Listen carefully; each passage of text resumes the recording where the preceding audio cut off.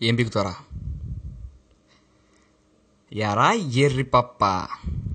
ఎటువంటి టాలెంట్ లేకున్నా రికమెండేషన్ ఉందని ఒకే ఒక్క కారణంతో కష్టం కూడా పడకుండా డైరెక్ట్గా ల్యాబ్ అసిస్టెంట్ అయినా నువ్వే అంత చేస్తే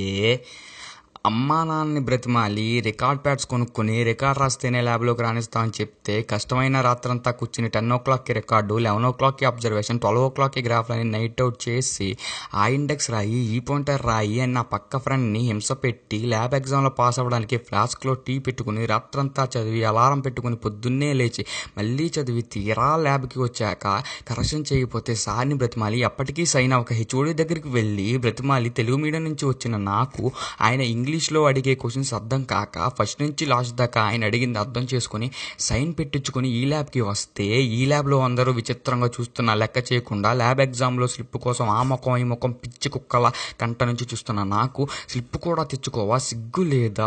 లేదా అని మా క్లాస్మేట్ తిడుతున్నా ఒక్క స్లిప్ దొరకక గుండెల్లో బాధగా ఉంటే ఏడవలేక